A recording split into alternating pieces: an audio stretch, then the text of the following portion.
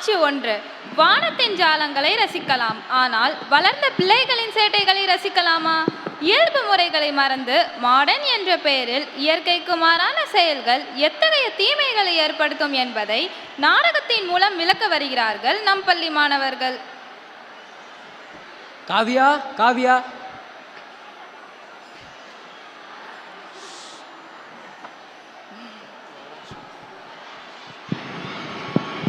வாங்க வாங்க, ஃப்ளைட் லேட்டா? இல்லை, அது சரியான நேரத்தில் தான் வந்தது. இப்போலாம் ஏர்போர்ட்டில் ஏஐ உதவியால் கூட்ட நெரிசல், வரிசையில் காத்திருத்தல் போன்றவைலாம் தவிர்க்கப்படுது.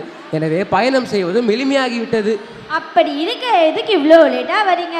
ஃப்ளைட்டை விட்டு இறங்கின உடனே என் பாஸ் கிட்ட இருந்து கால் வந்துச்சு.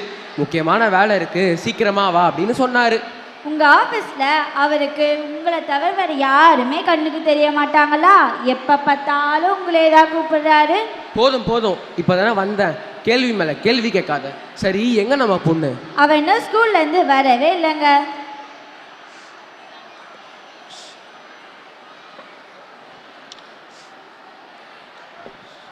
வா வாப்பா, நீ வரேன்னு சொன்னதும் நீ எப்போ வருவேன்னு காத்துட்டு இருந்தேன்.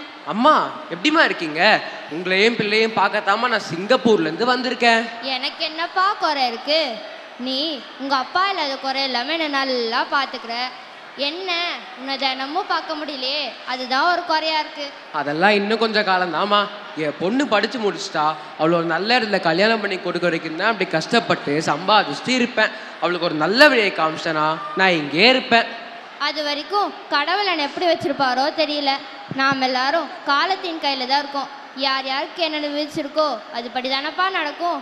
சரிப்பா, நீ போய் சாப்பிடு. அப்பா அப்பா, எப்போ வந்தீங்க? எப்படி இருக்கீங்க? உங்களை பார்த்த உடனே எனக்கு சந்தோஷமா இருக்கு. வா இனியா, எப்படி இருக்க? படிப்பெல்லாம் எப்படி போகுது? நல்லா தான் போகுதுப்பா. ஆனா என்னம்மா ஆனான்னு இழுக்கிற? அப்பா, அது ஒன்றும் இல்லை. எனக்கு ஒரு ஃபோன் வாங்கி கொடுத்தா நான் இன்னும் நல்லா படித்து நல்ல மார்க் எடுப்பேன்ப்பா. அப்படியா? சரிம்மா, நீ என்ன கேட்டாலும் வாங்கி தரேன். நீ நல்லா படிச்சா மட்டும் போதும். சரிப்பா. ஏ,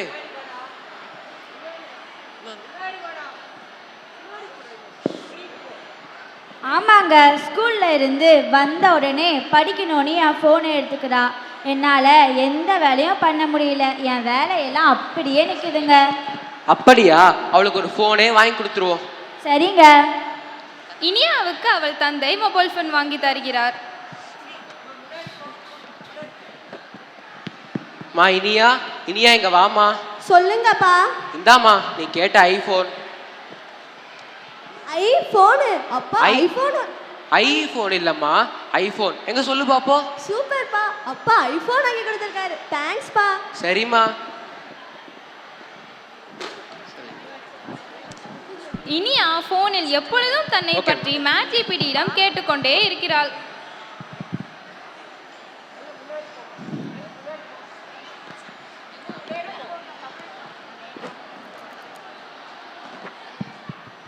சிவானி, உள்ளவா.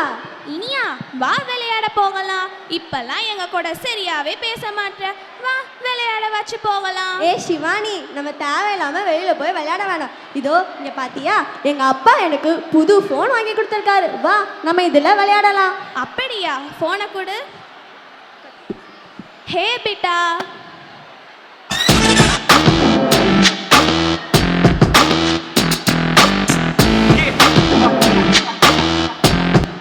நல்ல ஜோக் ஒன்று சொல்லு பாப்போம்.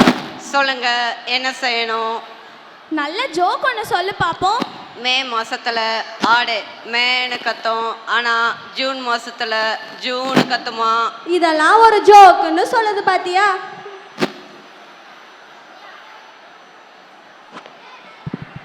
இனியா, என்னம்மா எப்போ பார்த்தாலும் ஃபோனே பார்த்து படிக்காமலே இருக்க?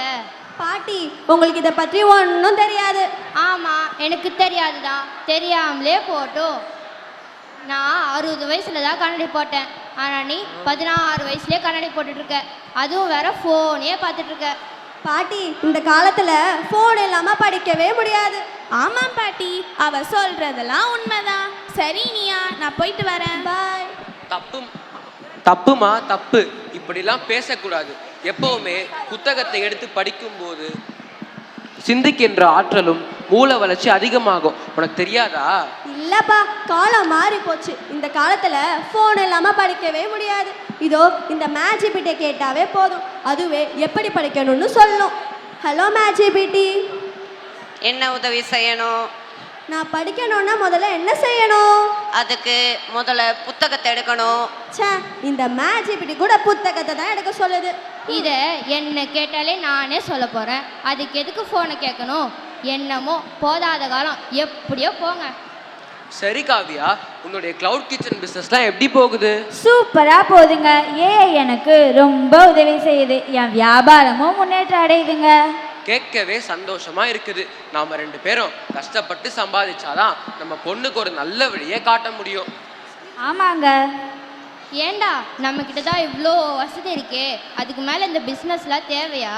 என்னதான் பணம் இருந்தாலும் உழைக்காம இருந்தா எல்லாம் கரைந்து போயிடும். வயதும் காலமும் நமக்காக காத்து இருக்காதுமா. ஆமாப்பா. சரியாதான் சொல்றீங்க. சரி, நான் போய் என் ஃப்ரெண்ட்ஸை பார்த்துட்டு வரேன். அவங்கள பார்த்து ரொம்ப நாள் ஆச்சு. சரிங்க, போயிட்டு வாங்க. காட்சி 2. தொழில்நுட்பங்களின் நன்மை தீமைகள் பற்றி எடுத்துரைப்பதே இக்காட்சி.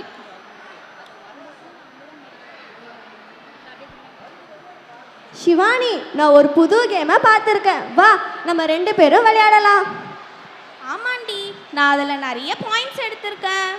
ஆமா, நான் சொன்னேன்ல, வா நம்ம இதை விளையாடலாம்.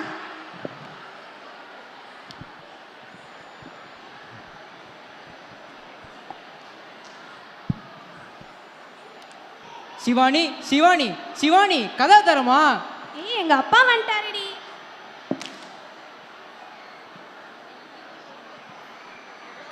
இதோ வந்துட்டேன்ப்பா. இப்பதான் போனீங்க, அதுக்குள்ளவா வந்துட்டீங்க? இப்போதான் போனேனா? நான் போய் 2 மணி நேரம் ஆகுதுமா. அதுக்குள்ளவா 2 மணி நேரம் ஆயிடுச்சு? ஆமா, கதவை திறக்க இவ்வளோ நேரமா? ஓ, படிச்சு திந்தியாமா? சரி சரி, இந்த காய்கறியை போய் உள்ளவே. சரிங்கப்பா. வாமா இனியா, எப்பமா வந்த? நான் அப்பவே வந்துட்டேன் அங்கிள். நல்லா இருக்கியாமா? நான் நல்லா இருக்கேன். சரி சிவானி, நான் வந்து ரொம்ப நேரம் ஆயிடுச்சு. பாய் சிவானி. பாய். சரிங்கய்யா. ஆமாமா, உனக்கு ரசம் வைக்க தெரியுமா? என்னப்பா இப்படி கேட்டுட்டீங்க? நம்ம பிட்டா இருக்கும் போது எனக்கு என்ன கவலை? இதோ 10 நிமிஷத்துல ரசம் ரெடி. ஹே பிட்டா, Tell me, what can I do? ரசம் வைப்பது எப்படி? தக்காளி ரசமா, மிளகு ரசமா, பூண்டு ரசமா? மிளகு ரசம். ஒருத்தருக்கா 2 பேருக்கா? 2 பேருக்கு மட்டும். ஒரு வேளைக்கா 2 வேளைக்கா? ஒரு வேளைக்கு மட்டும் போதும். காரமா வேணுமா, புளிப்பா வேணுமா, இல்ல 2ம் கலந்து வேணுமா? போதுமா போதும், எனக்கு ரசமே வேணாம். என்னம்மா இது, ஒரு ரசம் வைக்க இவ்வளோ கேள்வியா? இப்போல்லாம் பசங்க பெரியவங்கள பார்த்து அனுபவத்தில் கற்றுக்கொள்வதே இல்லை. எனக்கு பசியே அடங்கி போச்சு. ஹே பிட்டா, இந்த மாதிரி பொறுமை இல்லாதவங்கள நான் என்னன்னு சொல்றது? இம்பேஷன்ஸ்னு சொல்லணும். பேஷண்டா? அவர் என்ன நோயாளியா பேஷண்ட்னு சொல்றதுக்கு? அது பேஷண்ட் இல்ல, இம்பேஷன்ஸ். அப்படின்னா நோயாளி இல்ல, பொறுமை இல்லாதவங்கள அப்படி சொல்லுவாங்க. ஓ, அப்படியா? அப்படிதான்.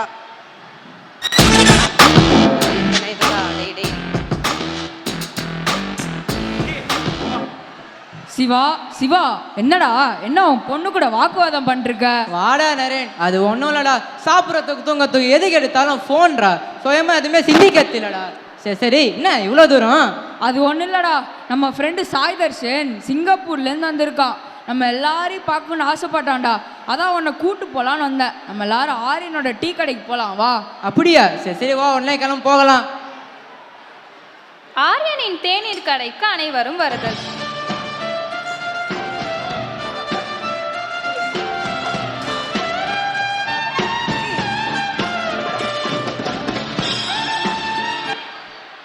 ஆண்டவனே, இன்றைக்கு நாள் நல்லபடியாக போகணும்.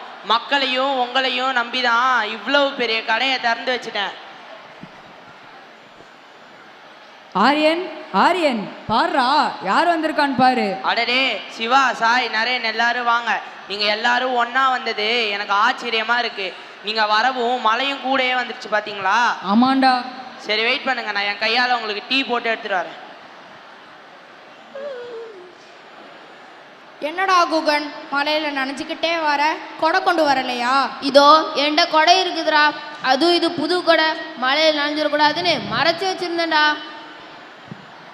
அந்த மாதிரி தான் கொடை மழையில் நனையக்கூடாதுன்னு ஓரமாக ஒதுங்கி நிற்கிறேன்டா. மழை விட்ட பிறகு போவேண்டா. இதெல்லாம் தெரிஞ்சுட்டு தான் நான் என் கொடையை வீட்டிலேயே பத்திரமா வச்சுட்டு வந்துட்டேன்.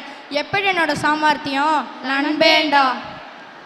பாத்தியாடா அவங்கள, நம்ம பேசுறது சரியா தவறான்னு கூட தெரியாது, ஆனா நம்ம பேசுறது புத்திசாலித்தனம் நினைச்சு பேசிட்டு இருக்காங்கடா. அட ஆமாண்டா, இப்போ நான் ரீல்ஸை பார்த்து ஒழுங்கா சிந்திக்கிற ஆட்டில் எழுதுறாங்கடா. ஆமாண்டா, அது உண்மைதான். நானும் ரீல்ஸை பார்த்து ஏஐ கிட்ட பிழைப்பதற்கு ஒரு வழியை கேட்டேன். அதுவும் ஒரு பெரிய டீ ஸ்டாலை வைக்க சொல்லிச்சு. நானும் வச்சுட்டேன். அதனால் என்ன, பெரிய கடையாக தான் இருக்கு. கடை என்னமோ பெருசுதான், ஆனா வருமானம் ஒன்றும் பெருசா வரலையே. உன் கதை மாதிரி தான் என் நிலைமையும். டெக்னாலஜி இம்ப்ரூவ்மெண்ட் ஆனாலும் ஆச்சு, 100 ஆட்கள் செய்ய வேண்டிய வேலையை ஒரே ஒரு இயந்திரம் செஞ்சிடுது. அதனால் என்னையும் வேலையிலேருந்து தூக்க போகிறதா பேசிக்கிறாங்க.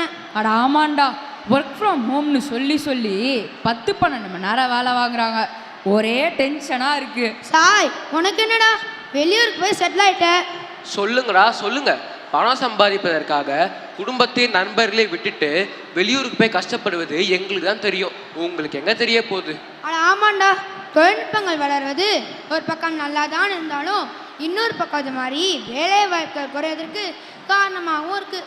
அது மட்டும் இல்லாமல் இப்போ சின்ன பசங்க முதல் பெரியவங்க வரைக்கும் கேம் டவுன்லோட் பண்ணி எப்போ விளையாடி கொண்டு இருக்கிறனா தான் டிப்ரெஷன் ஆவதோடு கண் பார்வையும் கெடுது. இந்த மாதிரி தினந்தோறும் ஆயிரக்கணக்கான போலியான விளம்பரங்களும் ரீல்ஸும் வந்து கொண்டே இருக்குது. பணத்துக்காக செய்கிற விஷயங்களை நாம் உண்மை நம்பி தினமும் ஏமாந்துட்டு இருக்கோம். ஆமாண்டா, இதை பற்றி பேசினா பேசிக்கிட்டே போகலாம். நாளைக்கு இதற்கான விழிப்புணர்வு முகாம் என் மகளோட பள்ளியில் நடக்க போகுது. நம்ம எல்லாரும் அங்கே சந்திக்கலாம்டா. சரிடா. காட்சி 3. தொழில்நுட்பங்களை பள்ளி மாணவர்கள் எவ்வாறு பயன்படுத்துவது என்பதை உணர்த்துவதே இக்காட்சி.